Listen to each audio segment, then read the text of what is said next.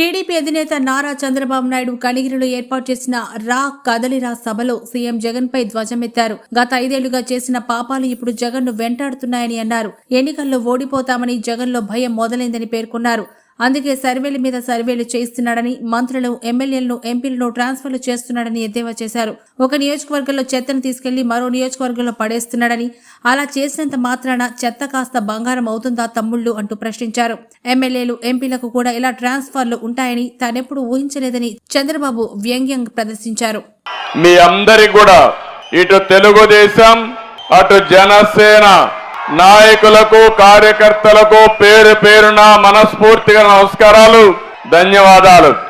మొట్టమొదటిసారిగా నూతన సంవత్సరం 2024 5 సంవత్సరాలు నరకాన్ని అనుభవించాం. నరకం అంటే తెలియదుగా, నరకాన్ని అనుభవించాం. నూతన సంవత్సరంలో అంతా శుభమే జరగాలని మీ అందరి కూడా నూతన సంవత్సర శుభాకాంక్షలు. మళ్ళీ సంక్రాంతి వస్తా ఉంది, తెలుగువారి పెద్ద పండుగ. అడ్వాన్స్ గా సంక్రాంతి శుభాకాంక్షలు కూడా మీ అందరికీ తెలియజేస్తున్నా.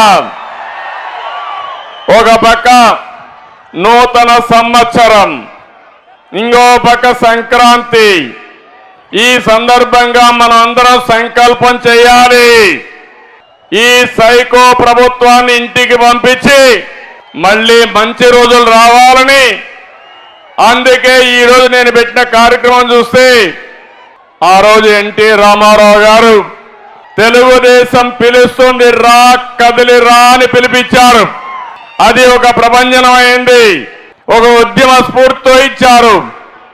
అప్పుడు పార్టీ లేకపోయినా ఆ పార్టీకి సారథులు ప్రజలే సాన్నిధ్యం వహించి గెలిపించే పరిస్థితికి వచ్చారు. ఈ రోజు నేను మీ అందరి సహకారం అడుగుతున్నాను. ఈ రాష్ట్రాన్ని కాపాడుకోవడానికి రా కదలి రా, ఇది మీ అందరి బాధ్యత. మేం వేదిక పైనుండే వ్యక్తులమే కాదు, నేను పవన్ కళ్యాణ్ గారే కాదు, ఇది మనందరి సమిష్టి బాధ్యత. అవునా కాదా అని మిమ్మల్ని అడుగుతున్నా.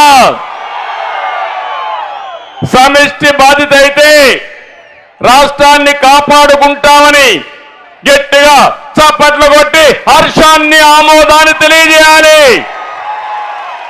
ఇదే ప్రకాశం జిల్లా గెలాక్సీ గ్రనైట్. ప్రపంచమంతా ఎవరైనా మంచి ఇల్లు కట్టాలంటే, మంచి గ్రనైట్ వేయాలంటే అది గెలాక్సీ గ్రనైట్.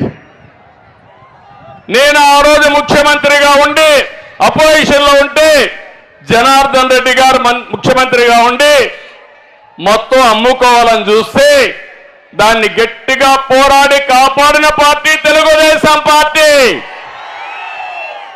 ఈ రోజు ఏమవుతుందో చూడండి. అక్కడ గెలాక్సీ గ్రనైట్ మొత్తం కడప నుంచి, పులివెందల నుంచి వచ్చి జగన్ అండ్ కంపెనీ దోచుకునే పరిస్థితికి వచ్చారు. ఇంకో పక్క ఈ కనిగిరి సభ ద్వారా పిలిపిస్తున్నా, సైకో పాలన పోవాలి, సైకిల్ పాలన రావాలి. ఆ పిలుపుకు మనందరం కూడా సిద్ధం కావాల్సిన బాధ్యత ఉంది. ఈరోజు నేను మీ అందరికి విజ్ఞప్తి చేసేది ఒకటే. ఈ రాష్ట్రంలో 5 కోట్ల ప్రజలకి, తెలుగువారు ప్రపంచం మొత్తం 10 కోట్లున్నారు. అందులో 5 కోట్ల మంది తెలంగాణలో, ఇతర రాష్ట్రాల్లో, ఇతర దేశాల్లో ఉన్నారు. 5 కోట్ల మంది మన రాష్ట్రంలో ఉన్నారు.